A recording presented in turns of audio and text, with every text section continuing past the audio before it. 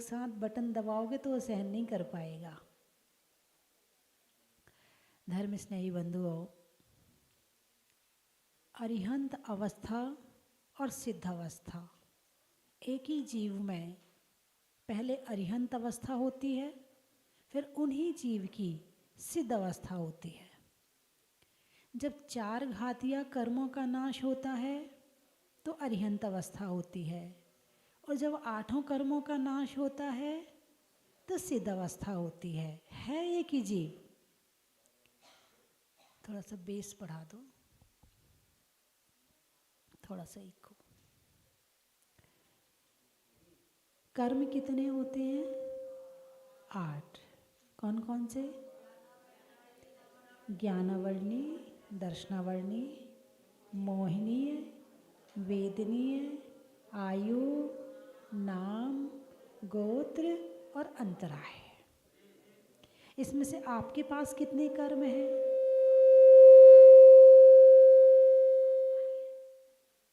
अरे बोलिए ना, आपके पास कितने हैं? 1 2 3 4, कितने हैं? 8। चलो आपके पास तो 8 हैं। मेरे पास कितने हैं? थोड़ा सा अच्छा, ऐसे कैसे होगा? आपके पास 8 हैं तो मेरे पास कम तो होना चाहिए ना थोड़े बहुत। फिर आपसे मेरे कम हो गए, फिर मेरे से मुनिराज के कम हो जाएंगे, फिर मुनिराज से उपाध्याय के कम हो जाएंगे, फिर उपाध्याय से आचार्य के कम हो जाएंगे। ऐसे क्रम तो ऐसे ही चलता है ना। अरे बोलिए ना भाई, तू कैमरा एक तरफ कर ले बस। हाँ, यहाँ से खींच ले। तो आपके पास जितने कर्म हैं उतने मेरे पास हैं कि नहीं है? अल्ले, कोई कह रहा है, कोई कह रहा नहीं है। अब मैं क्या समझूं आपकी बात को? कहीं शंका है तो समाधान शास्त्र करते हैं, कहीं शंका है तो आचार्य परमेष्ठी के द्वारा, उपाध्याय और मुनियों के द्वारा लिखे हुए शास्त्र हमारी शंका का समाधान करते हैं। तो अभी कर्म तो उतने ही हैं, चाहे आपके पास हों, चाहे मेरे पास हों, चाहे साधु परमेष्ठी हों, चाहे उपाध्याय परमेष्ठी हों, और चाहे आचार्य परमेष्ठी हों। कर्म तो सबके पास में बराबर हैं, ना एक कम है ना एक ज़्यादा है। ऐसा नहीं है कि हमने पिच्छी ले ली तो हमारे 2-4 कर्म पिच्छी लेते ही झड़ गए। पिच्छी लेने से कर्म नहीं झड़ते हैं। कर्मों को झड़ाने के लिए भाव चाहिए, ज्ञान चाहिए, श्रद्धा चाहिए, आचरण चाहिए, तब ये कर्म झड़ते हैं। ये कर्म ऐसे नहीं झड़ते हैं। फिर उसके बाद सबसे पहले तो सम्यक दर्शन। कहाँ से शुरुआत होती है? सम्यक दर्शन से शुरुआत होती है। सम्यक दर्शन की शुरुआत कैसे होती है? श्रद्धा से होती है। श्रद्धा के साथ ज्ञान हो तो श्रद्धा में मजबूती आती है, ज्ञान ना हो तो श्रद्धा मजबूत कैसे होगी? जैसे प्रथमान योग का सम्यक दर्शन है, आपने श्रद्धान किया, ये हमारे सच्चे देवशास्त्र गुरु हैं। अभी आप ज़्यादा जानते नहीं हो, अभी आपको ज़्यादा ज्ञान नहीं है, लेकिन आपका श्रद्धान हो गया, नहीं यही सच्चे देवशास्त्र गुरु हैं, ये तो सच्चे यही हैं संसार में। तो प्रथमान योग कहता है आपको सम्यक दर्शन हो गया, व्यवहार सम्यक दर्शन हो गया। करुणान योग का सम्यक दर्शन देखो तो बोले क्रोध, मान, माया, लोभ अनंतानुबंधी, मिथ्यात्व, सम्यक मिथ्यात्व और सम्यक प्रकृति, इनका उपशम 6 उपशम हुआ, बोले सम्यक दर्शन अब होगा। चरणान योग का सम्यक दर्शन देखो, बोले 7 व्यसन का त्याग और 8 मूल गुण का पालन, 6 आवश्यक का पालन। अब आपको सम्यक दर्शन हो गया। कहाँ से? चरणान योग का सम्यक दर्शन। फिर द्रव्यान योग का सम्यक दर्शन देखो तो बोले भेद विज्ञान, जब तक आत्मा को नहीं जानोगे तब तक सम्यक दर्शन नहीं हो सकता है। अब आप कहोगे इन चारों की अलग अलग परिभाषाएं हैं, तो हम किससे माने कि सम्यक दर्शन हुआ है? जब ये चारों मिल जाते हैं, और इन चारों में जो करणानी योग है वो तराजू है। वो क्या है? वो तराजू है। यदि क्रोध मान माया लोभ अनंतानुबंधी और मिथ्यात्व सम्यक मिथ्या सम्यक प्रकृति, जब तक इनका उपशम छह उपशम नहीं होगा तब तक सम्यक दर्शन होने वाला नहीं है। जो निर्णय होता है, जो न्याय होता है, वो यहाँ से होता है, और जो तीन हैं वो पुरुषार्थ हैं, वो मेहनत करने के तरीके हैं। और जब मेहनत कर ली, और जब ये जो कर्म की स्थिति मैंने भी बताई है, इनका उपशम छह क्षोभशम हुआ, तो समझना सम्यक दर्शन प्राप्त हो गया। और नहीं तो बाकी ऐसा नहीं कि अब पता नहीं होगा कि नहीं होगा, पता नहीं उपशम हुआ कि नहीं हुआ। नहीं, आपका काम तो प्रथमान योग, चरणान योग और द्रव्यान योग पर पुरुषार्थ करना है। और करणान योग ये धर्म है। प्रथमान योग श्रद्धा है, चरणान योग आचरण है, और द्रव्यान योग अंदर में लीन होने की बात है।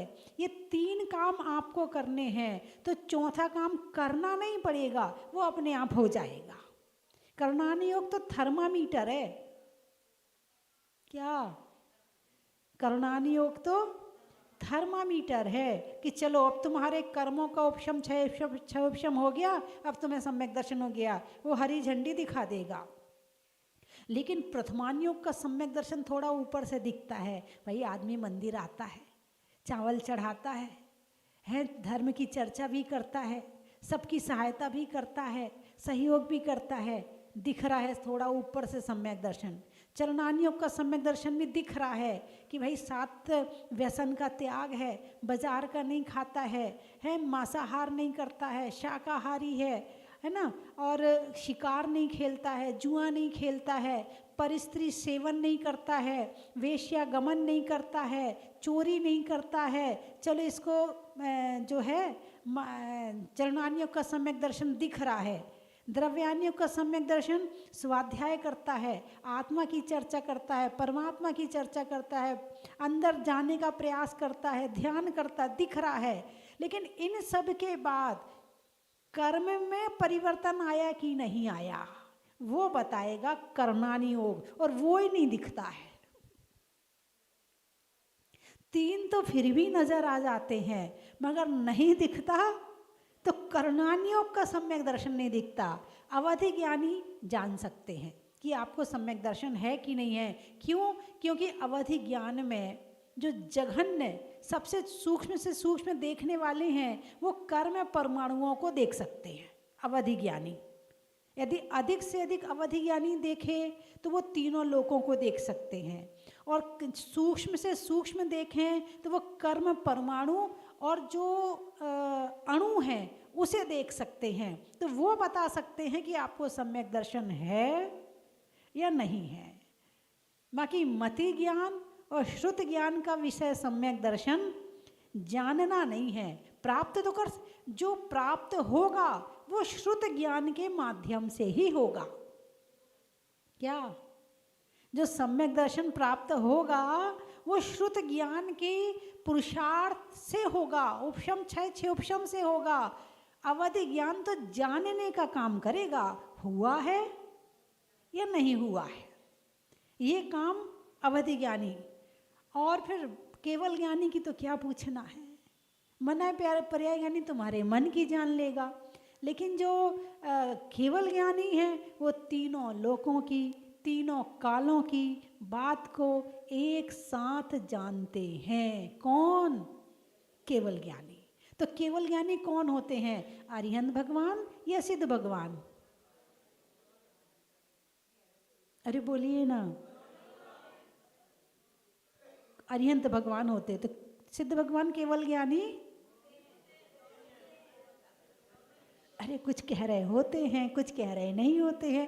भाई मैं बटन तभी दबाऊंगी जब आप सब एक हो जाएंगे। हाँ, केवल ज्ञानी किस किस को होता? अरिहंत भगवान को या सिद्ध भगवान को? कुछ लोग अभी मुझे देख रहे हैं, माता जी आप ही बता दो। हमने तो हैं, कुछ लोग पढ़ के आए हैं, हाँ पक्का दोनों को होता है, कुछ अभी डाउट में है, पता नहीं होता कि अरिहंत भगवान छोटे हैं और सिद्ध भगवान बड़े हैं। अब बताओ किसको होता है केवल ज्ञान? भाई अरिहंत भगवान छोटे हैं, सिद्ध भगवान बड़े हैं, तो केवल ज्ञान किसको होगा?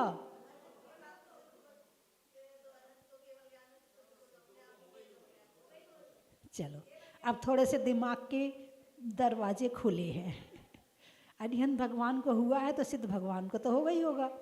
अच्छा ऐसे थोड़ी होता है, देखो अभी हमें मति ज्ञान है, श्रुत ज्ञान है। कौन सा ज्ञान है? मति ज्ञान है, श्रुत ज्ञान है। तो जब हम अरिहंत भगवान बनेंगे तो हमें मति ज्ञान श्रुत ज्ञान रहेगा क्या? अरे बोलिए ना, अभी हमें मति ज्ञान श्रुत ज्ञान है कि नहीं है? है। तो जब हम अरिहंत भगवान बनेंगे तो हमें मति ज्ञान श्रुत ज्ञान रहेगा क्या?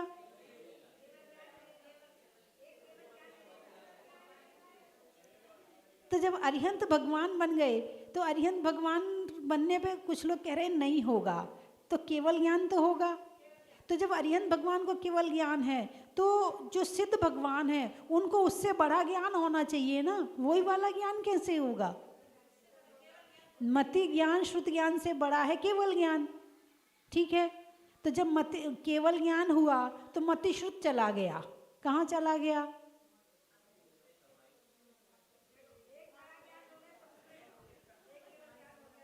अरे बोलिए ना, यदि चला गया तो कहाँ चला गया? देखिए जैसे एक लालटेन है, शीशा लगा हुआ है, आप सब लालटेन वाले ज़माने के भी बैठे हो यहाँ पर, और जो बच्चे उन्होंने भी देखी होगी, है ना, लालटेन तो देखी होगी। अब तो घर में इन्वर्टर है, जनरेटर है, तो लालटेन की ज़रूरत ही नहीं पड़ती है ना। तो जो लालटेन है उसमें जब जलती है तो धुएं से कांच में कालापन आ जाता है, ठीक है। अब उसमें एक छेद नहीं, एक जगह उस धुएं पर उंगली फेरो तो उतना उजाला बाहर आया, फिर दूसरी उंगली फेरो तो उतना उजाला बाहर आया, फिर तीसरी उंगली फेरो जरा बड़ी सी तो उतना उजाला बाहर आया, फिर चौथी उंगली फेरो तो उतना उजाला बाहर आया, फिर पूरा शीशा साफ कर दो तो 4 उंगली का जो उजाला था वो कहाँ गया? हाँ, है ना। मति ज्ञान श्रुत ज्ञान, अभी ज्ञान पूरा बाहर नहीं आ रहा, थोड़ा थोड़ा आ रहा है। अवधि ज्ञान थोड़ा और आ गया, मनापर्या ज्ञान थोड़ा और आ गया, लेकिन जब पूरा शीशा साफ कर दिया तो चारों ज्ञान उसी में समाहित हो गए, उसकी जरूरत ही नहीं है। वो क्षयोपशमिक थे, ये छायिक है। केवल ज्ञान कैसा है? छायिक है। अब जहाँ केवल ज्ञान हो गया वहाँ मति श्रुत की कहाँ वो अहमियत है ना। तो जब केवल ज्ञान होता है तो मति श्रुत ज्ञान उसी में ही उससे बड़ा हो गया, अब उसकी ज़रूरत ही नहीं है ना। जब बड़ा मिल गया तो छोटे की क्या ज़रूरत है, ठीक है। अच्छा अब सिद्ध भगवान बन गए, अरिहंत भगवान से सिद्ध भगवान बन गए, तो फिर उससे बड़ा वाला ज्ञान होना चाहिए।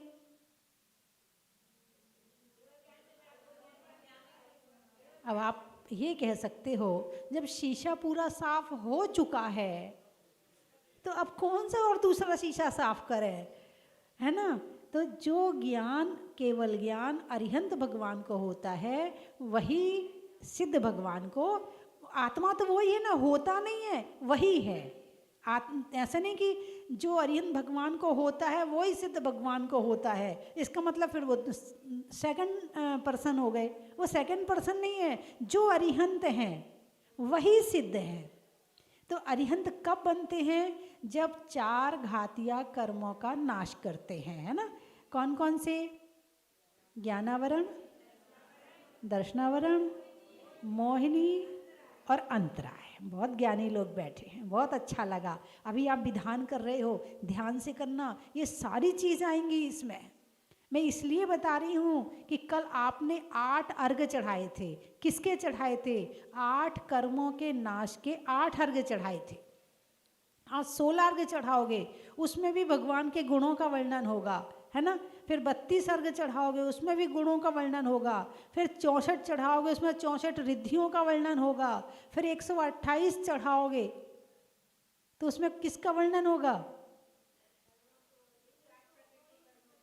108 कर्मों की प्रकृति 148 है।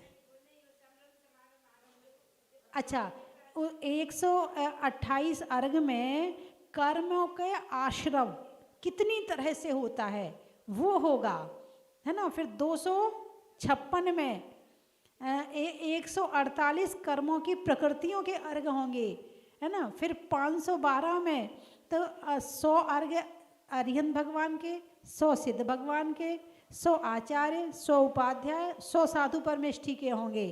फिर 1008 होंगे तो 1008 में भगवान के जो सहस्त्र नाम हैं उसके अर्घ होंगे। ठीक है, विधान में आनंद आना चाहिए। देखो तब तो विधान किया है भाई, जैसे आए वैसे ही चले जाओ तो विधान नहीं हुआ है। बच्चा जैसा स्कूल में जाए बिना पढ़े वैसे ही आ जाए, बस कॉपी पलटाता रहा और आ गया, पढ़ा कुछ नहीं, बस कॉपी पेन को ऐसे यूज़ करता रहा, उसने कुछ भी नहीं किया, क्या कहोगे? जब यहाँ से जाओ तो कुछ लेकर जाना। क्या लेकर जाना? यहाँ का आनंद लेकर जाना। ये आपने विधान में क्या किया है।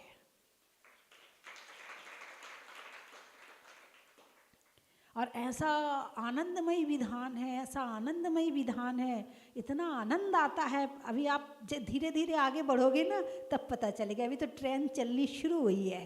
आज 8 की स्पीड है, कल 16 पे हो, आज 16 पे हो, कल 32 पे, फिर 64 पे, फिर ऐसे धीरे धीरे धीरे धीरे करके जब 1008 पे पहुँचेगी ना, अब आप कहोगे बस आनंद आ गया, आज तो मोक्ष हो जाना चाहिए। लेकिन ये मोक्ष विधान करने से नहीं, ये तो रास्ता बता रहा है, ये तो परिचय करा रहा है। ये विधान तो सिद्ध भगवान की महिमा का बखान कर रहा है। ये सिद्ध नहीं बना रहा है, महिमा का बखान कर रहा है।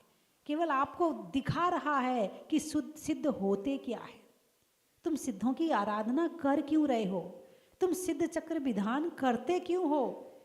है ना। तो इसलिए ये सिद्ध चक्र विधान कर रहे हैं। लेकिन जब सिद्ध बनना होगा तो ये क्रिया बाहर नहीं, ये क्रिया अंदर में होगी।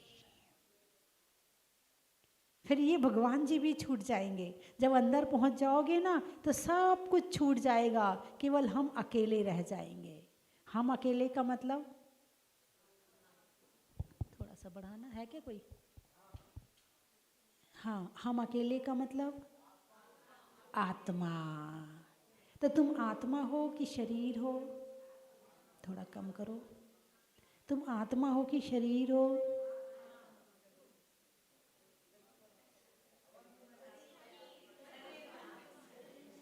तुम आत्मा हो या शरीर हो? हैं? शरीर हो। आत्मा कैसे हो? कैसे तुम आत्मा हो? आप मुझे सिद्ध करके बताओ कि तुम आत्मा कैसे हो।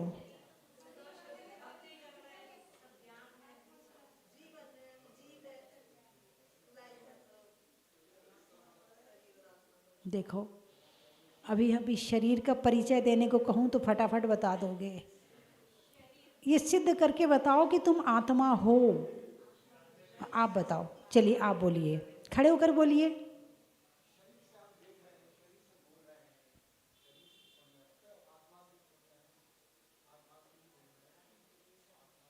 आप विधान पढ़ रहे हो किताब में?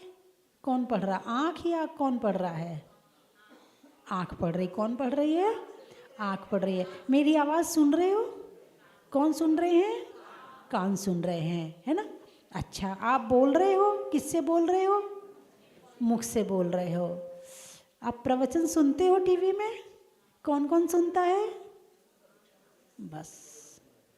बस आगे आगे पाठ और पीछे पीछे सपाट है। कितनी बार बताया मैंने, आँख नहीं, आँख तो मशीन है आत्मा को देखने के लिए। कान मशीन है बाहर की आवाज़ सुनने के लिए। मुंह मशीन है बोलने के लिए। जैसे मशीन खराब हो जाए तो काम नहीं होता है, ऐसे एक कान खराब हो जाए तो तुम बाहर की आवाज़ नहीं सुन सकते। सुनने वाला तो है मगर मशीन खराब हो गई। बहुत से लोग बोलते माता जी अच्छा सा आशीर्वाद दे दो, घुटने ठीक हो जाएं। माता जी अच्छा सा आशीर्वाद दे दो। मैंने कहा गाड़ी पुरानी हो गई। क्या कहा मैंने? गाड़ी पुरानी हो गई। वैसे तो जैसे गाड़ी में चक्का बदलवा लेते ना, ऐसे लोग घुटना बदलवा लेते हैं। फिर कई बार गाड़ी इतनी ख़राब हो जाती है, जैसे आगे की हेडलाइट भी ख़राब हो गई, उसकी जो अंदर की मशीनें जो तार वार लगे होते वो भी ख़राब हो गए, अंदर जो घिसने की मशीन चल चल के घिस जाती है तो वो भी घिस जाती है अंदर में, है ना। जो पेट्रोल की टंकी होती है वो भी ख़राब हो जाती है, वो भी चूने लगती है, लीकेज करने लगती है ना। और कई बार गाड़ी ज़्यादा धुआं छोड़ने लगती है, ऐसा होता है ना गाड़ी में। और फिर स्पीड भी कम हो जाती है गाड़ी की, और बहुत सारी तकलीफ़ें जब आती हैं तो आदमी कहता भाई अब गाड़ी अब नहीं चल रही, अब सुधरवाने से काम नहीं चलेगा।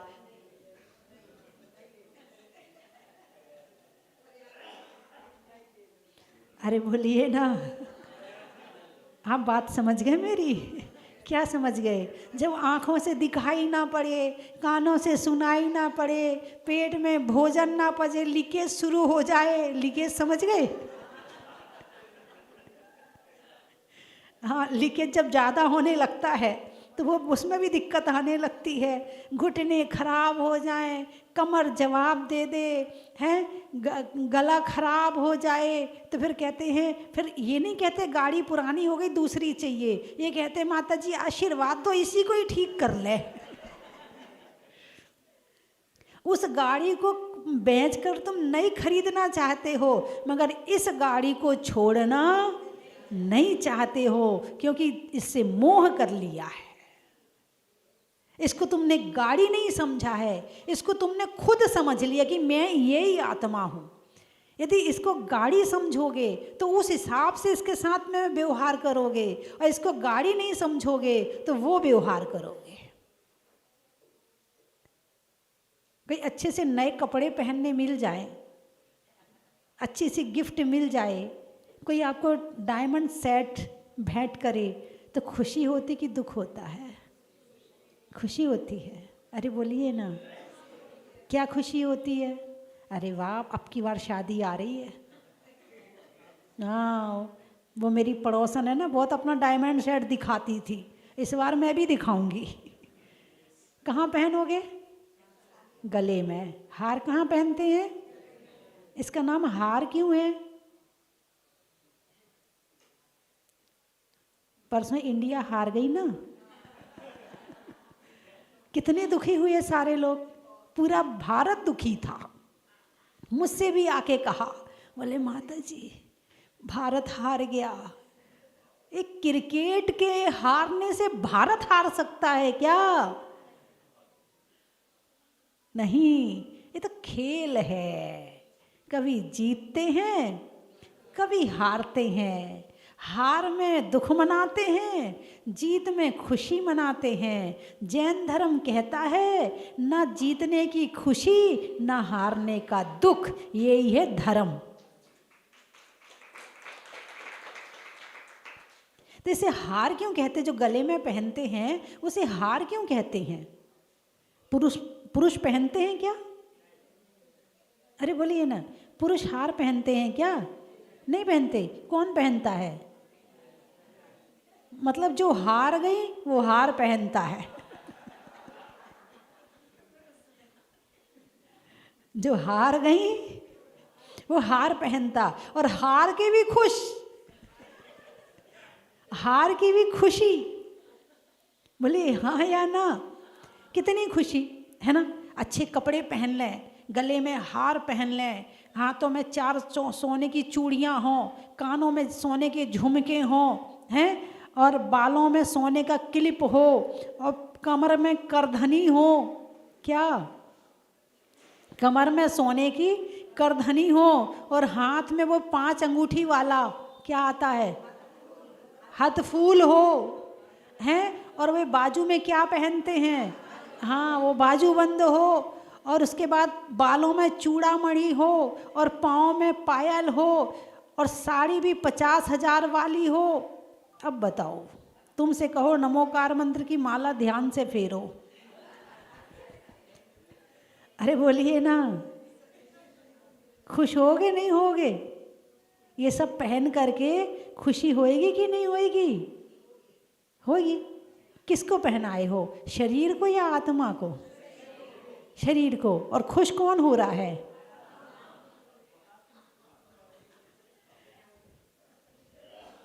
पहनाया किसको है और खुश कौन हो रहा है? मतलब ये मतलब पड़ोसी के यहाँ करोड़ रुपए आए हैं और खुश हो रहा है दूसरा पड़ोसी। ये तो बात ऐसे ही हो गई ना भाई, डायमंड सेट तो मिला है पड़ोसी को और खुश हो रहा है ये पड़ोसी, तो आप उसको क्या कहोगे? नहीं नहीं, मैं नहीं कह रही हूं हैं। इस शरीर से इतना मोह रहता है कि बुढ़ापे तक ला थोड़ी मेहंदी मैं भी लगा लूं, और बहू को नई साड़ी आई और सास को नहीं आई तो सास तो बस दुख सागर में डूब गई, मुझे तो कोई चाहता ही नहीं है, मुझे तो कोई साड़ी लाके देता ही नहीं है, सब बहू को पूछते हैं, उसी को ही आवाज़ लगाते हैं, मुझे तो कोई पूछता ही नहीं है।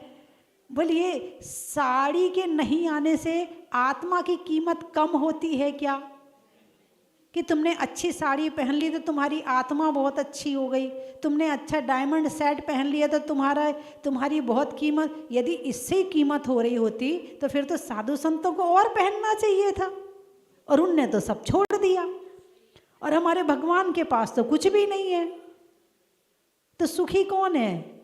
हार पहनने वाला या बिना हार वाला? देख लो, घर में टेंशन कर तो नहीं रहे? देवरानी जेठानी के बंटवारे में किसी को कम आ गया हो, किसी को ज़्यादा आ गया हो तो टेंशन चल रही हो, उसने हार रख लिया, छिपा लिया, मुझे नहीं दिया, टेंशन चल रही हो। अरे बोलिए ना, क्यों बनते हैं ये बाहर की वस्तुएं जितनी हैं, आत्मा को छोड़कर बाहर की जितनी वस्तुएं हैं, इनसे जो मोह होता है वो दुख का कारण है। किसका कारण है? दुख का कारण है। और ये दुख बाहर से आ रहा है। कहाँ से आ रहा है? बाहर से। सुख कहाँ से आता है? अंदर से आता। सच्चा सुख अंदर से आता है, और जो झूठा सुख है वो बाहर से आता है। तो कौन से वाला सुख अच्छा है? अंदर वाला। अभी आप किन की पूजा करने बैठे हो? अरे बोलिए ना भाई, आपको हार मिल गया तो सुखी, और नहीं मिला तो दुखी। अच्छे कपड़े मिल गए तो सुखी, नहीं मिले तो दुखी। लेकिन जब ये इसकी ज़रूरत ही नहीं है तो सुख भी और दुख भी, सांसारिक सब गया। एक अंदर का जो सच्चा सुख है वो आ गया, और उनकी पूजा करने आप बैठे, और वो है परम परम परम परम परम परम सुखी सिद्ध भगवान।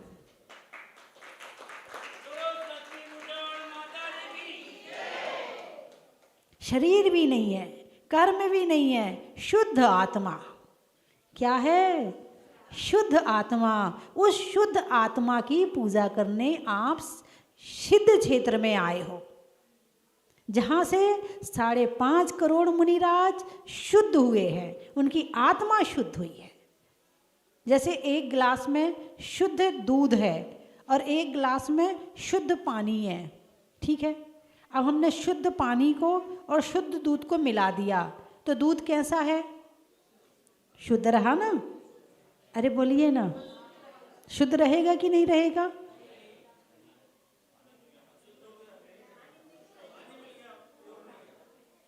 भाई शुद्ध पानी था, पानी तो शुद्ध था ना। क्या? थोड़ा दिमाग लगाओ भाई। शुद्ध दूध और शुद्ध पानी दोनों को मिला दिया तो शुद्ध ही रहा ना। शुद्ध नहीं रहा। क्यों? दूध की जाति अलग है और पानी की जाति अलग है। भले दोनों शुद्ध थे, लेकिन दोनों मिलने पर अलग जाति की वस्तुएं अशुद्ध हो जाती हैं। ऐसे ही आत्मा की जाति अलग है और शरीर की जाति अलग है। शरीर की जाति है पुद्गल और आत्मा की जाति है जीव। और जब ये दोनों मिल जाते हैं तो फिर अशुद्ध हो जाते हैं। तो हमारे जो सिद्ध भगवान हैं वो शुद्ध हैं। कैसे हैं? शुद्ध हैं, है ना। और उन शुद्ध भगवान की, सिद्ध भगवान की आप पूजा करने, भक्ति करने, विधान करने यहाँ पर आए हुए हैं। कम से कम जानने पहचानने का प्रयास करो कि जिनकी पूजा कर रहे हैं उन्हें जाने तो सही कौन है, क्या है उनके पास में जो हम उनकी पूजा कर रहे हैं। 8 दिन घर छोड़ा, दुकान छोड़ा, परिवार छोड़ा, सब कुछ छोड़ करके आप सोनागिर में आए हो, तो क्यों आए हो? नहीं, वो क्या था, वो हमारे यहाँ वो जो लखनऊ वाले भाई साहब हैं ना, वो विधान करवा रहे हैं। तो उनने कहा था आप विधान में चलो। अब मना तो देखो कर नहीं सकते हैं, है ना। अब वो कभी हम भी बुलाएंगे तो उन्हें, वो भी तो आएंगे ना, तो रिश्तेदारी है तो जाना ही पड़ेगा। अरे बोलिए ना। एक कारण तो ये भी हो सकता है, और एक कारण ही हो सकता, अरे वैसे तो सिद्ध क्षेत्र में सिद्ध चक्र विधान हम करने वाले थे नहीं, कम से कम भाई साहब करवा रहे हैं, तो चलिए इसी बहाने मेरा विधान इस सिद्ध क्षेत्र पर हो जाएगा। एक कारण ये भी हो सकता है। अब दोनों कारण में से कौन सा कारण से आप आए हो? नहीं, आप मन में सोच लो, मुझे मत बताओ। मैं आपकी पोल नहीं खोलूँगी, आप तो मन में सोच लेना और उस कारण को बदल के उसको सही कर लेना। क्या? यदि आपका पहला वाला कारण हो तो उसको सही करके दूसरा वाला बना लेना कि मेरा पुण्य है कि पहली बार तीर्थ वंदना, तीर्थ क्षेत्र, सिद्ध क्षेत्र, और उसके बाद सिद्ध चक्र महामंडल विधान। तो अब मैं जानूंगा कि सिद्ध भगवान क्या होते हैं, अरिहंत भगवान क्या होते हैं। तो कुछ तो समझ में आपको आया होगा कि सिद्ध भगवान क्या होते हैं, हैं?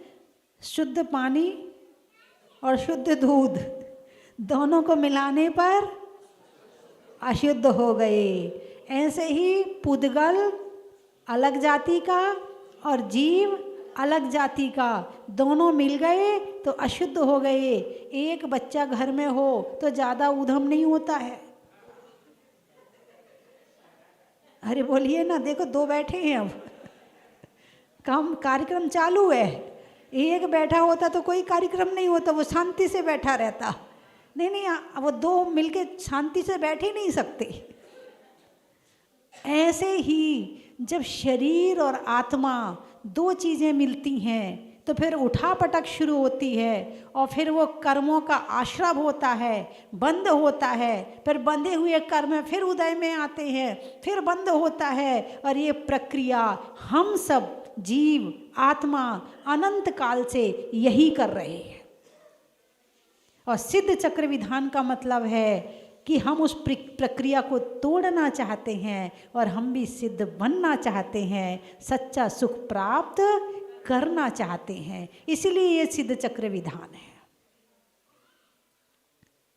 आएगा, आपको आनंद आएगा। मैं यहाँ बैठूं ना बैठूं, जो लिखा हुआ है ना वो आपको जरूर आनंद देगा। हाँ, मैं तो बैठी हूँ ना। एक विधान कलकत्ता वालों का हो रहा है, वो कहते बोले माता जी रोज़ उपस्थिति चाहिए। एक विधान दिल्ली वाले कैलाश नगर वाले पुराने भक्तों का हो रहा है, वो भी कहते बोले माता जी रोज़ यहीं आना है। और एक यहीं पर हो रहा है तो आना ही आना।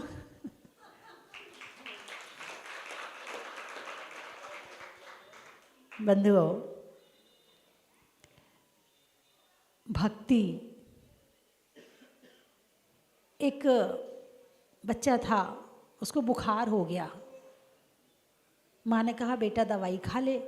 नहीं माँ, मुझे गोली नहीं खाना, बेटा दवाई खा ले। नहीं माँ मैं नहीं खाऊंगा। माँ अंदर गई और अंदर जाके एक पेड़े के अंदर गोली रख दी, ठीक है, और गोली बनाकर ले बेटा पेड़ा खा ले। लाओ माँ, बाहर जाके खाऊंगा। चल बाहर जाके खा ले बेटा। लौट के आया, माँ ने पूछा बेटा पेड़ा खा लिया? बोले हाँ माँ पेड़ा तो खा लिया, उसके अंदर एक गुठली थी वो निकाल के फेंक दी। तो जो भक्ति है ना वो पेड़े के अंदर दी गई दवाई है। इसका रस निचोड़ना, जब तक यदि उस गोली को निकाल के फेंक दिया, केवल भक्ति में ही लगे रहे, आपने वो रस नहीं लिया, तो हमारी बीमारी ठीक होने वाली नहीं है। इसलिए भक्ति में जो हम आपको देना चाहते हैं वो जरूर लेके जाना। चलिए मैं 3 चीज़ें बोलूँगी, आपको कहना बड़ा ही महत्व है। राही में पंथ का, गिनती में अनंत अनंत का, और नमोकार में अरिहंत का। मनुष्यों में वृद्ध का, मुनियों में रिद्धि का, और नमोकार में सिद्ध का। भारत में आर्य का, स्कूल में प्राचार्य का, और नमोकार में आचार्य का। बड़ा ही महत्व है। बच्चों में बाय बाय का, पढ़ने में अध्याय का, और नमोकार में उपाध्याय का। बड़ा ही महत्व है। मेवे में काजू का, चमत्कार में जादू का, और नमोकार में साधु का। बड़ा ही महत्व है। खेत में धान का, शादी में पान का, और होने वाले विधान का। बड़ा ही महत्व है। हिंदी में मात्रा का, स्कूल में छात्रा का, और आप सबकी सोनागिर की यात्रा का। बड़ा ही महत्व है।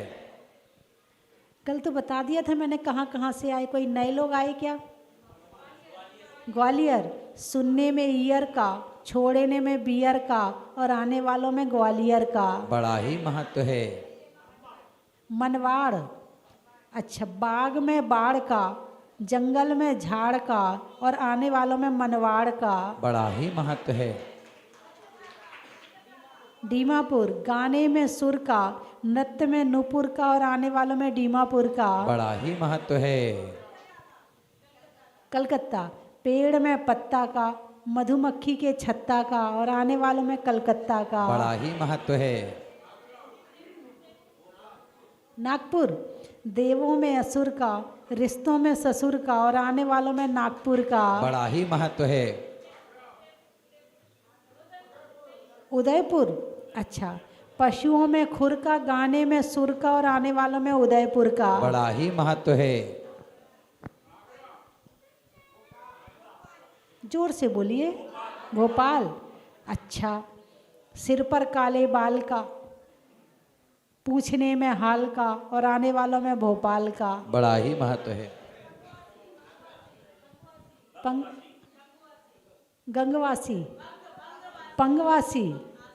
अच्छा, पंगवासी। अच्छा, बच्चों की हंसी का, कप में बसी का, और आने वालों में पंगवासी का। बड़ा ही महत्व है। आगरा। रहने के लिए धरा का, सतियों में अनंग सरा का, और आने वालों में आगरा का। बड़ा ही महत्व है। एटा। माँ के बेटा का, गांव में खेटा का, और आने वालों में एटा का। बड़ा ही महत्व है।